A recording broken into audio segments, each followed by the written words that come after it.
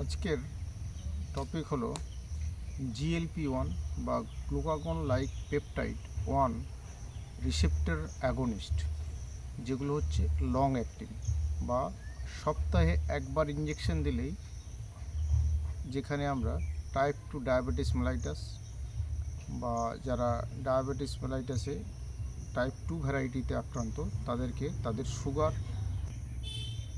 এবং body weight control করতে পারি। এবার হচ্ছে GLP-1 রিসেপ্টর অ্যাগনিস্ট এত গুরুত্বপূর্ণ কারণ না, যে সমস্ত ইনক্রেটিন হরমোনস যেগুলো গ্লুকো রেগুলেটরি নিউরো হরমোনস, সেগুলো হচ্ছে GLP-1 এবং GIP। মোস্টলি 90% কেসে এগুলো কিন্তু আমাদের বডিতে যে ইনক্রেটিন এফেক্ট সেটা তৈরি করে। নাও এবার হচ্ছে GLP-1 আর GIP জেনারেলি সিক্রেটেড হয় আমাদের ডিস্টাল ইলিয়াম বা কোলন থেকে, কিন্তু আমরা দেখছি যখন খাওয়ার পর আমরা যদি ব্লাড স্যাম্পেল টেস্ট করি তাহলেই কিন্তু আমরা ব্লাডে সঙ্গে সঙ্গে GLP-1 এবং GIP বাড়তে দেখি। এর জন্য আমাদের বোঝা যায় যে আপার যে সেখান থেকেও GLP-1 এবং GIP বেরোয়, কারণ আমরা খাওয়ার সঙ্গে সঙ্গে উইথিন মিনিটস GLP-1 এবং GIP ব্লাডে ইনক্রিজ বা বৃদ্ধি পায়। এই বৃদ্ধি পাওয়ার সঙ্গে সঙ্গে কী হয়, GLP-1 এবং GIP সেটা হচ্ছে প্যাঙ্ক্রিয়াসে গিয়ে যে GLP-1 রিসেপ্টর আছে তার সঙ্গে অ্যাটাচড হয়ে ডায়েট বা গ্লুকোজ ডিপেন্ডেন্ট ইনসুলিন সিক্রেশন বা প্যাঙ্ক্রিয়াস থেকে ইনসুলিন সিক্রেট করে এবং গ্লুকাগন ইনঅ্যাপ্রোপ্রিয়েট গ্লুকাগন সিক্রেশনটাকে হচ্ছে প্রিভেন্ট করে। এবার এই GLP-1 অ্যাগনিস্ট প্রথম দিকে যেগুলো আবিষ্কার হয়েছিল সেগুলো কিন্তু শর্ট অ্যাক্টিং এবং সাবকিউটিনিয়াস ইনজেকশন আকারে দেওয়া হয়। এখন রিসেন্ট যেগুলো আমরা ধরুন 2022 সালে যে রিসেন্ট GLP-1 এবং GIP ডুয়াল অ্যাগনিস্ট যেটা আবিষ্কৃত হয়েছে সেটা হচ্ছে টিরজেপাটাইড। টিরজেপাটাইডটা কি না, একটা সিঙ্গেল ডোজ পেন হিসেবে পাওয়া যায় 2.5 মিলিগ্রাম, 5 মিলিগ্রাম, 7.5, 10 এবং 12.5 এবং 15 মিলিগ্রাম এই স্ট্রেন্থে কিন্তু পাওয়া যায়।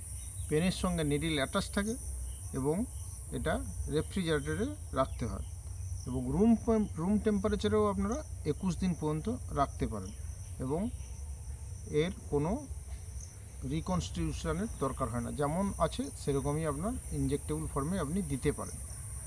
এবার হচ্ছে টিরজেপাটাইড আমরা কীভাবে দিই না, এটা 2.5 মিলিগ্রাম ওয়ান্স উইকলি, সপ্তাহে একবার কিন্তু ইঞ্জেকশন আকারে দিই ফর 4 উইকস, 4 সপ্তাহ দিই। তার মানে হচ্ছে সপ্তাহে একটা করে ইঞ্জেকশন, 4টে ইঞ্জেকশন আপনার লাগছে। তারপর হচ্ছে 5 মিলিগ্রাম ডোজ ডবল করি ওয়ান্স উইকলি, তারপর 5 মিলিগ্রাম আমরা 4 সপ্তাহ পরে ডোজ বাড়াই ওয়ান্স উইকলিতে। এইভাবে আমরা মিনিমাম 4 সপ্তাহ 4 উইকস ইন্টারভ্যালে আমরা কিন্তু ডোজ বাড়াই, যদি গ্লাইসেমিক কন্ট্রোল ঠিকঠাক না হয় বা HbA1c লেভেল টার্গেটে না অ্যাচিভ হয়। এবার কি হয়, টিরজেপাটাইড ইঞ্জেকশন কিন্তু আমরা দিনের যে কোনো সময় দিতে পারি, এটা খাওয়ারের সঙ্গে কোনো সম্পর্কিত নয়। যদি দেখা যায় আমরা ডোজ মিসড করি এবং সেটা মিসড ডোজ 4 দিনের কম হয় তাহলে কিন্তু আমরা একটা ডোজ দিয়ে দিই, আর যদি 4 দিন পেরিয়ে যায় তাহলে কিন্তু আমরা মিসড ডোজটাকে প্রিভেন্ট করে যেমন আবার ইউজুয়াল ডোজ 7 দিন পর হয় সেরকম 7 দিন পরে দিই। যারা কিডনি ডিজিজে আক্রান্ত তাদের ক্ষেত্রেও কিন্তু ডোজ অ্যাডজাস্টমেন্টের কোনো প্রয়োজন হয় না। এবারের সুবিধা কোথায়? সুবিধা হচ্ছে যে সমস্ত পেশেন্টের মাল্টিপুল ইনসুলিন ইঞ্জেকশন নিতে অসুবিধা হয় সেই সব পেশেন্টকে যদি আমরা GLP-1 বা জিআইপি ডুয়াল অ্যাগনিস্ট, যেমন হচ্ছে টিরজেপাটাইড সপ্তাহে একবার করে ইনজেক্টেবল দিই, সঙ্গে আমরা যেমন বাইগোনাইডস, মেটফরমিন বা সালফোনাইল ইউরিয়া দিই, তাদের কিন্তু গ্লুকোজ কন্ট্রোল খুব সহজেই আমরা করতে পারি। এবং এর আরেকটা বেনিফিট হচ্ছে যে এখানে গ্লুকোজ কন্ট্রোল বা সুগার কন্ট্রোল করতে করতে সুগার কন্ট্রোলের সঙ্গে সঙ্গে আমরা কিন্তু এটাকে অ্যান্টি ওবেসিটি বা যারা মোটা তাদের ওজন কমানোর জন্য কিন্তু টিরজেপাটাইডকে আমরা ইউজ করতে পারি। এর অ্যাডভার্স এফেক্ট কি না, পেশেন্টের জিআই সিমটমস হতে পারে, যদিও সাবকাট ইঞ্জেকশন দিলে জিআই সিমটমের চান্স কম, তাও কিন্তু একটা গ্যাস্ট্রাইটিস, নুশিয়া, ভমিটিং এইসব জাতীয় হতে পারে।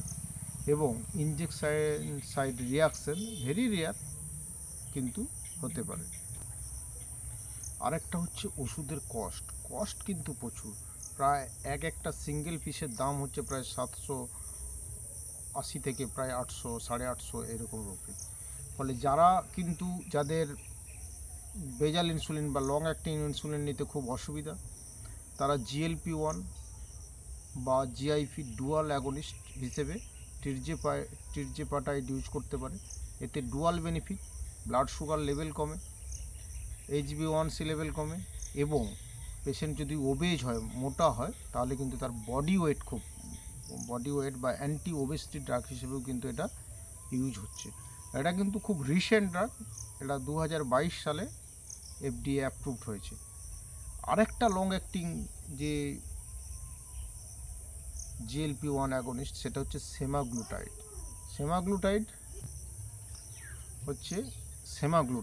সেমাগ্লুটাইডের কিন্তু দুটো ফর্ম পাওয়া যায়।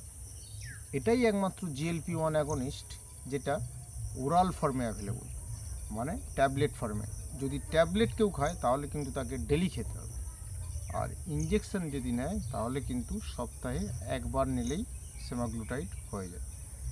সেমাগ্লুটাইডের সঙ্গে টিরজেপাটাইডের ডিফারেন্স হচ্ছে এটা ডুয়াল অ্যাগনিস্ট, GLP-1 এবং জিআইপি অ্যাগনিস্ট, এই জন্য এর দামও বেশি।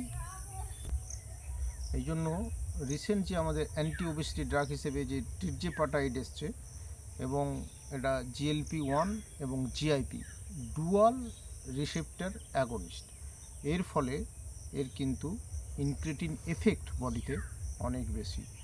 একটাই শুধু ড্রব্যাক, এটা হচ্ছে কস্টলি।